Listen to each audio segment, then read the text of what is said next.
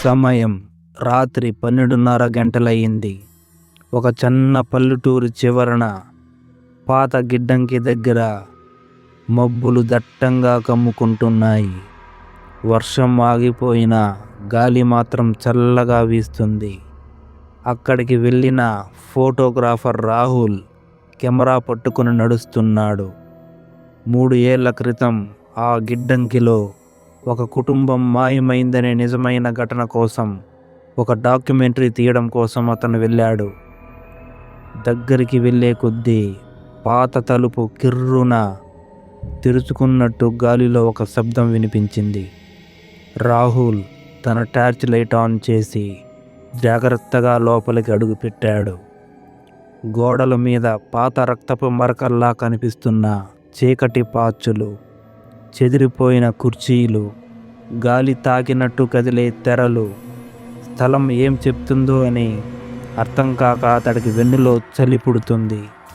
అచ్చం ఆ సమయంలో అతనికి చిన్నపిల్లల నవ్వులు వినిపించాయి. అతడు ఒక్కసారిగా వెనక్కి తిరిగాడు, కానీ ఎవరూ లేరు. అప్పుడే కెమెరా సెన్సార్లో ఆటో క్యాప్చర్ క్లిక్ అయింది. ఫోటో తెరిచాడు. అక్కడ వెనకాల తెల్లటి షర్ట్ వేసుకున్న చిన్న పిల్లవాడు కనిపించినట్టయింది. ఇది లైట్ రిఫ్లెక్షన్ అయి ఉంటుందిలే అని అతను మనసులో సర్ది చెప్పుకున్నాడు.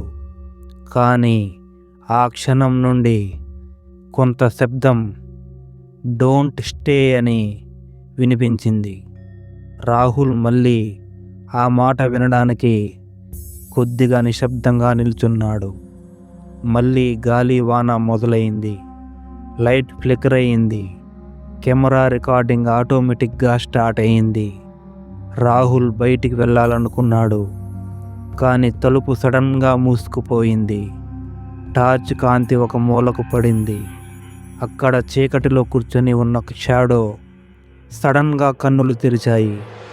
చిన్న పిల్లవాడి గొంతులో పెద్ద శబ్దంతో దూరం పో, లేట్ అయిపోయింది అన్న సౌండ్ వినిపించింది.